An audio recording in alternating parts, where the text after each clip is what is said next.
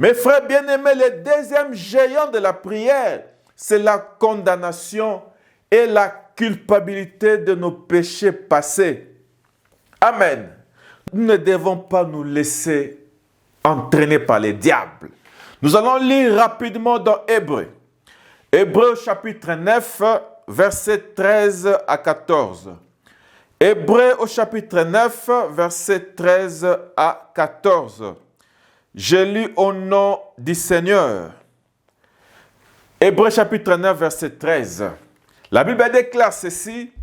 Car si le sang de taureau et de bouc et la cendre d'une vache répandue sur ceux qui sont souillés sanctifient et procurent la pureté de la chair, combien plus le sang de Christ, qui par un esprit éternel s'est offert lui-même sans tache à Dieu, purifiera-t-il votre conscience des œuvres mortes? Alléluia. Afin que vous serviez les dieux vivants. Mes frères bien-aimés, on ne peut pas servir Dieu avec une conscience chargée. On ne peut pas servir Dieu avec une conscience remplie de culpabilité. Mais gloire soit rendue à Dieu, parce que Dieu a pourvu à un agneau pour nous. Dieu a pourvu à un sacrifice pour nous. Jésus-Christ était mort à la croix et son sang a lavé nos consciences. Son sang nous a lavé de la conscience du péché. Je reprends encore ce verset. L'apôtre Paul a dit, combien plus le sang de Christ, qui par un esprit éternel s'est offert lui-même sans tache à Dieu, purifiera-t-il votre conscience des œuvres mortes? Gloire à Dieu. Quand nous entrons dans nos chambres pour prier, ayons foi à l'œuvre de la croix. Ayons foi à ce que Jésus-Christ a fait pour nous. Mes frères bien-aimés, vous confiez à vos mérites. Vous qui vous confiez à votre sainteté. Notre sainteté, c'est une abomination devant Dieu. Dieu nous regarde au travers de Jésus. Dieu nous regarde au travers le sang de notre Seigneur Jésus-Christ. Et à cause de Jésus-Christ, nous sommes sanctifiés. À cause de Jésus-Christ, nous sommes lavés de tous nos péchés.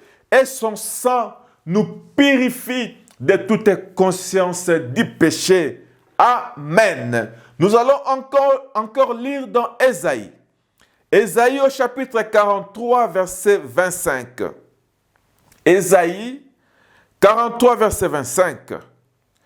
Je lis au nom de notre Seigneur et Sauveur Jésus-Christ. Ésaïe 43. Ésaïe 43, verset 25. La Bible déclare, c'est moi qui efface c'est moi qui efface tes transgressions pour l'amour de moi, et je ne me souviendrai plus de tes péchés. Gloire au Seigneur. Dieu dit, c'est lui-même qui efface nos péchés. C'est lui-même qui efface nos transgressions. Et Dieu lui-même ne se souviendra plus de nos péchés. Quelle assurance nous avons, mes frères bien-aimés. En Jésus-Christ, nous sommes justifiés. Nous n'avons aucun péché. Amen. C'est ça, mes frères bien-aimés, le deuxième géant à éviter, à combattre dans la prière. C'est l'esprit de culpabilité. Amen. Si tu as péché, si tu as fait quelque chose de mal, demande pardon. Au nom de Jésus-Christ, Dieu va te pardonner. Et Dieu va te effacer tes péchés. Et Dieu va te restaurer, mes frères bien-aimés. Nous allons encore lire dans 1 Jean. 1 Jean chapitre 1, verset 9 à 10. La Bible déclare ceci. Si nous confessons nos péchés, il est fidèle et juste pour nous les pardonner. Gloire à Jésus. Et pour nous purifier de toute iniquité. Amen. Si nous confessons nos péchés, la Bible dit que Dieu va nous pardonner, Dieu va nous purifier de toute iniquité. Mes frères bien-aimés, Dieu est là, le sacrifice de Jésus-Christ est là pour nous purifier. Amen. La troisième chose à éviter dans la vie de prière, c'est l'obsession. L'obsession exagérée de temps de prière. Amen. L'obsession exagérée de temps de prière. Il y a beaucoup de gens qui ont structuré la prière. Il y a beaucoup de gens qui ont mécanisé la prière. Il s'est dit en lui-même, non, moi je prierai tous les jours à 15 heures. Moi je prierai tous les jours à 12 heures. Dès qu'il y a un petit empêchement, la personne va se sentir condamnée. La personne ne croira plus à sa prière. Amen. Mes frères bien-aimés, laissez-moi vous informer, Dieu ne répond pas à nos systèmes. Nous ne devons pas mettre notre foi dans notre système. Nous avons déjà organisé les temps de prière. J'ai déjà organisé comment je dois commencer, comment je dois finir. J'ai déjà organisé un système, un schéma de prière. Dieu n'est pas dans le schéma. Dieu n'est pas dans les systèmes. Alléluia. Tout ce que Dieu recherche dans la prière, c'est la sincérité de nos cœurs. Dieu veut que nos cœurs puissent lui parler. Dieu veut que nous puissions répandre nos cœurs en lui. Pas les systèmes. Amen. Ne cherchons pas à impressionner Dieu par nos arrangements, par nos prières. Nous allons lire dans Psaume chapitre 51 au verset 17. La Bible dit ceci, « Les sacrifices qui sont agréables à Dieu, c'est un esprit brisé. Oh Dieu, tu ne dédaignes pas, tu ne méprises pas un cœur brisé et contrit. » Amen. Mes frères bien-aimés, tout ce que Dieu recherche dans nos prières, c'est la disposition de nos cœurs. C'est la disposition de notre esprit. Nous devons nous approcher vers Dieu avec un cœur brisé, un esprit brisé, un esprit humble, que nos cœurs puissent parler à Dieu, que nos cœurs puissent répondre à Dieu. Alléluia. Ne comptons pas sur nos mérites, ne comptons pas sur notre système organisé de prière, ne comptons pas sur notre église, ne comptons pas sur notre organisation, mais comptons sur l'œuvre achevée de la croix. Amen.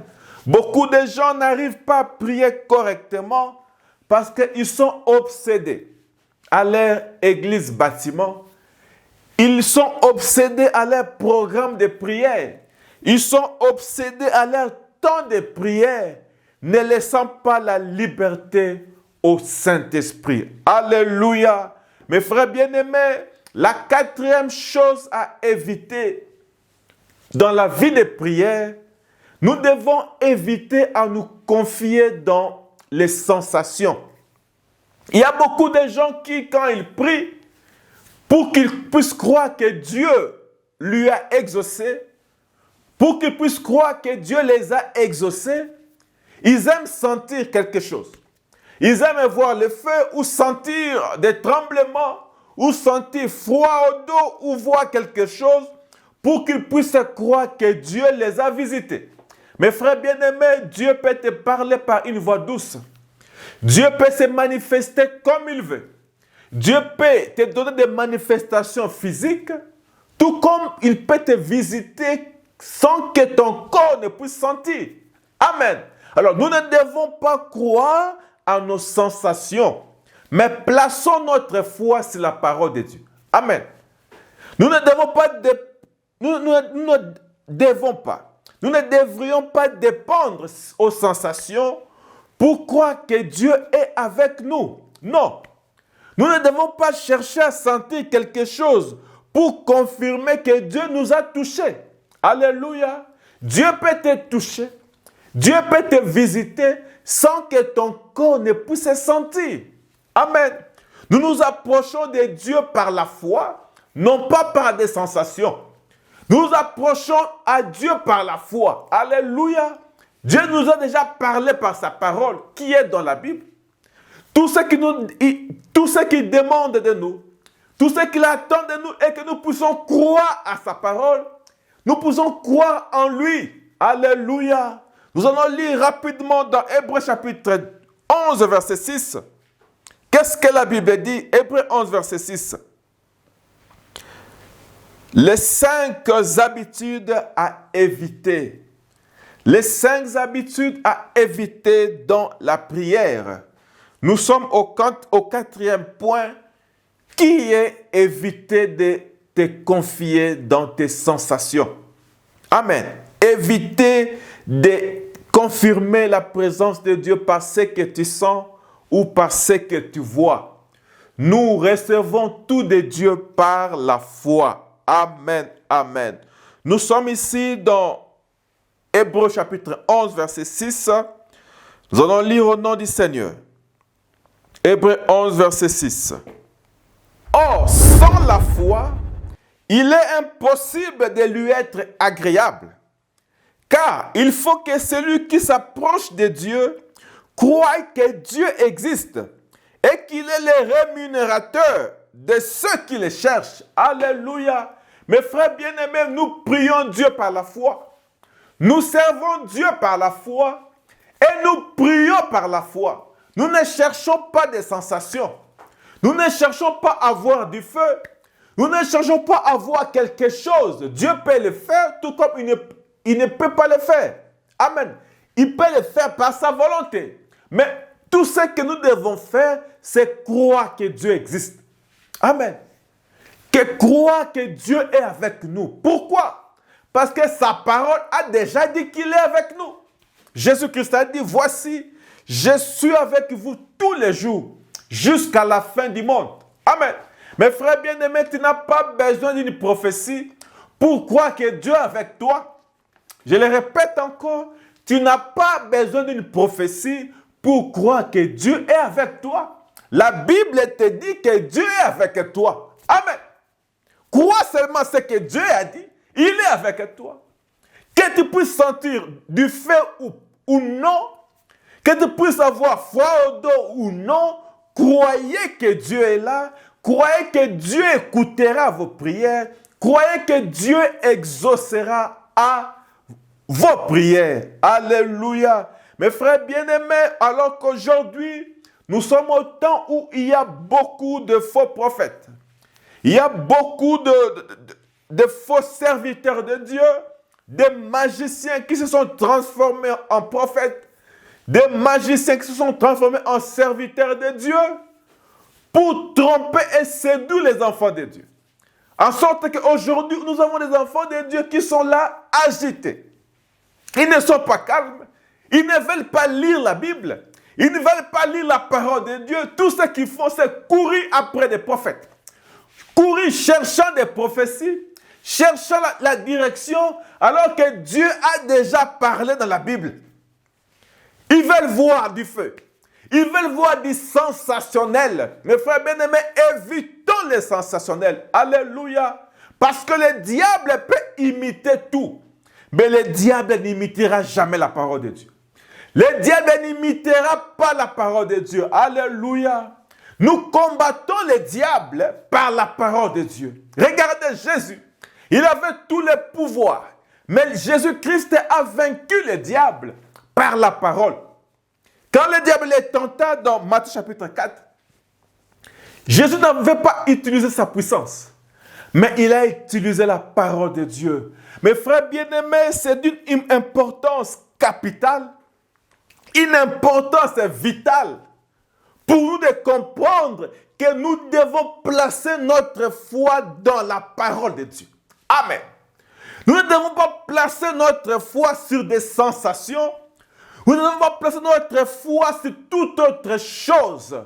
Le fondement fondamental de la foi, c'est la parole de Dieu qui est contenue dans la Bible. Gloire à Dieu, gloire à Dieu. Mes frères bien-aimés, ce quatrième point, ce quatrième géant, cette mauvaise habitude de croire aux sensations Que Dieu puisse nous délivrer. Que Dieu puisse nous aider à croire en sa parole. À placer notre foi dans ce qu'il a déjà dit. Gloire au Seigneur. Que le nom de l'Éternel soit béni. Alléluia. La 5e mauvaise habitude à éviter dans la prière. Amen. La 5e et dernière mauvaise habitude à éviter pour la prière, c'est quoi? C'est nous confier en nous-mêmes. Au lieu que nous puissions placer notre foi en Dieu, placer notre foi en Jésus-Christ, nous confier dans notre capacité de prier pendant de longues heures. Prier pendant longtemps, c'est bien, ce n'est pas mauvais. Mais il y a une tendance qui amènerait les gens à croire que, comme tu as prié pendant 5 heures du temps, 6 heures du temps, Dieu va t'exaucer parce que tu as pris du temps dans la prière. Non, mes frères bien-aimés, évitons cette habitude. Ne plaçons pas notre foi sur nos efforts humains. Ne plaçons pas notre foi sur nos longues prières. Nous allons lire rapidement ici dans Matthieu chapitre 6, au verset 7. Que dit la parole de Dieu concernant cela? Je vais lire rapidement. Matthieu 6, verset 7. Jésus dit ceci. En priant, ne multipliez pas de vaines paroles comme des païens qui s'imaginent. Ils s'imaginent qu'à force de paroles, ils seront exaucés. Ici, Jésus nous révèle que les païens font confiance à la multiplication des paroles. Des païens mettent foi dans leurs efforts physiques, efforts personnels dans la prière. Jésus dit que les païens s'imaginent qu'en multipliant des mots, Dieu va les exaucer. En multipliant des mots, Dieu va les récompenser. Non! Mes frères bien-aimés, Dieu nous récompense à cause de la foi en lui. Amen. Jésus-Christ a dit, tout ce que vous demanderez au Père en mon nom, je le ferai. Alléluia. Dieu nous répond. Dieu répond à nos prières parce que nous croyons en Jésus-Christ. Ce n'est pas par nos efforts. Ce n'est pas parce que nous multiplions des mots. Ce n'est pas parce que nous prions pendant longtemps. Non, mais c'est par ta grâce à cause de la foi en Jésus-Christ. Gloire au Seigneur. Je ne dis pas que prier pendant longtemps est mauvais. Non. Je vous recommande de prier pendant longtemps.